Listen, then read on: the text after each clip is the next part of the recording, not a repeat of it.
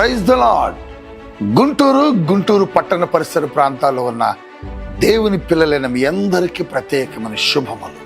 ప్రియులారా, Paul Prithvi ministries వారి నిర్వహణలో ప్రతి నెల 3వ మంగళవారం ఉదయం 9 గంటలకు పరిశుద్ధాత్మ తైలాభిషేక స్వస్థత విడుదల ఆరాధన జరుగుతున్న సంగతి మీ అందరికీ తెలుసు. జనవరి 20వ తేదీ ఉదయం 9 గంటలకు ఈ ఆరాధన ప్రారంభమవుతుంది. స్థలం మీ అందరికీ తెలుసు కదండి, వెంకటేశ్వర విజ్ఞాన మందిర్, గుంటూరు మార్కెట్ ఎదురుగా. ఈ ఆరాధనలో ఇప్పటికే వేలాది మంది ప్రజలు పాల్గొని బలమైన దేవుని కార్యాలు పొందుకున్నారు. పలు దేశాల నుంచి, పలు రాష్ట్రాల నుంచి అనేక మంది ప్రజలు ఈ ఆరాధనలో పాల్గొని దేవుని యొక్క మేలును పొందుకున్నారు. ఈ నూతన సంవత్సర కాలంలో నూతన ఆశీర్వాదములు మీ కొరకు దేవుడు సిద్ధపరిచాడు. కుటుంబాలతో రండి, దైవ దీవెనను పొందుకోనండి.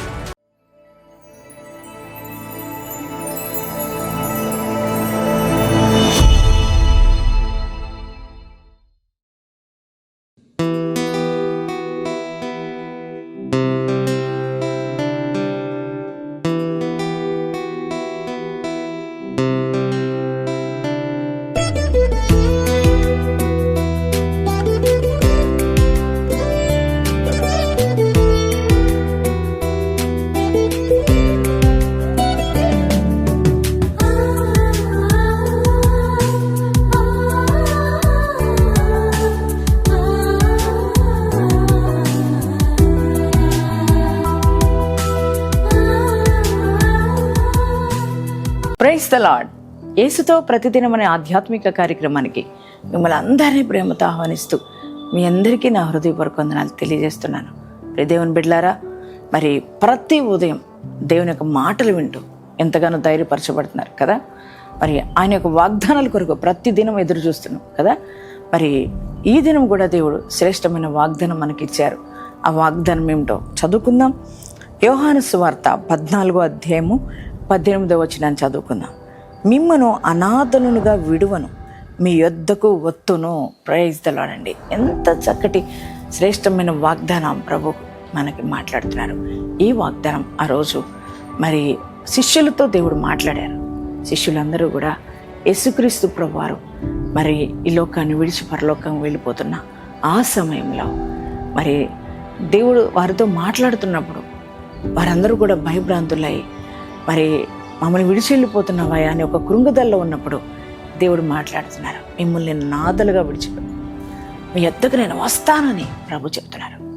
దేవుని బిడ్డ, ఈ వాగ్దానం వింటున్నా నీ జీవితంలో ఒంటరితనంలో ఉన్నవా? అందరూ విడిచిపెట్టిన పరిస్థితిలో ఉన్నవా? నాకెవ్వరూ లేరే, నేను ఒక అనాథను అనుకుంటున్నావా? అందుకే నా యొద్దకు ఎవ్వరూ రావట్లేదు.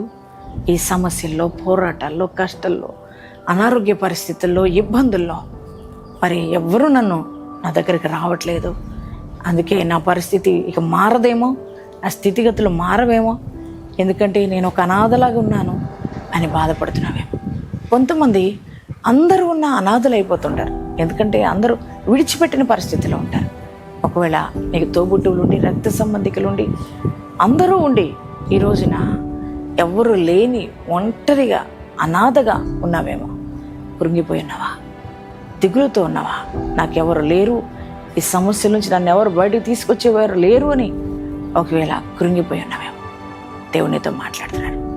వాళ్ళు ఒకవేళ మనుషుల్ని అనాథలుగా విడిచారేమో, కానీ నువ్వు నా బిడ్డవు కదా బిడ్డ, నా రక్తంతో నేను సంపాదించుకున్నాను కదా, నువ్వు నా సొత్తు కదా, నేను ఎలా అనాథగా విడిచిపెడతా?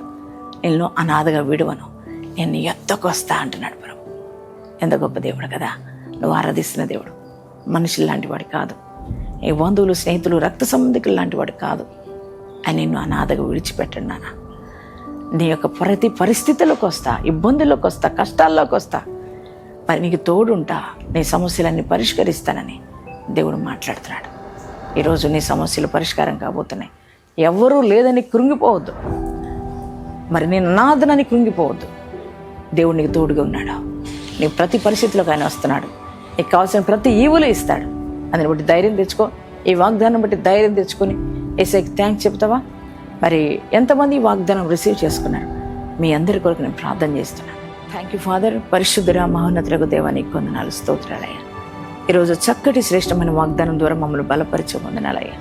మిమ్మల్ని అనాథలుగా విడిచిపెట్టను, మీ యొద్దకు వస్తానని వాగ్దానం ద్వారా మాతో మాట్లాడావు. ఈ వాగ్దానం ప్రతి ఒక్కరిని జీవితంలో నెరవేర్చమని ప్రార్థిస్తున్నాను.